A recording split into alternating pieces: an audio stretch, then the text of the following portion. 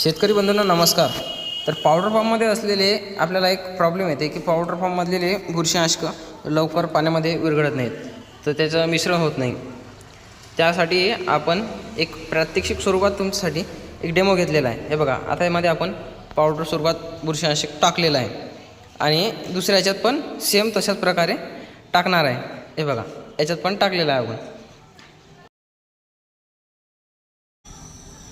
याचे एकत्रित मिश्रण करत असताना हे बघा, आता तुम्ही पूर्णतः पाण्यामध्ये डिझॉल्व होतच नाही आहे। यासाठी एक स्टिकर हे कोणत्या प्रकारे काम करते यामध्ये आपण बघणार आहे।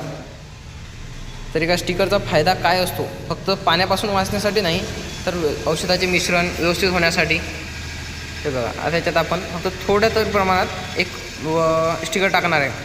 थोड्या प्रमाणात जरी स्टिकर टाकले तरी त्याचे एक उत्कृष्ट असे रिझल्ट आपल्याला दिसायला सुरुवात होतात। हे बघा, स्टिकर पडल्याच आपल्याला त्याचे रिझल्ट दिसायला चालू होतील। बघा, फक्त थोडं तरी काहीतरी हे केलं, 100% पावडर पाण्यामध्ये मिश्रण झालेलं आहे। तसेच दुसऱ्या बाजूला आपण बघू शकता की त्याचे कोणत्याही प्रकारचे आपण टाकलं नाही स्टिकर, त्या कारणामुळे ते पूर्णतः जसेच्या तसेच राहील। त्याला कितीही जरी आपण हलवले तरी ते पाण्यामध्ये लवकर मिश्रण होत नाही। तर त्या कारणामुळे आपल्याला स्टिकर वापरणे हे चांगल्या प्रकारचे काम करते, औषधाला मिश्रण करते।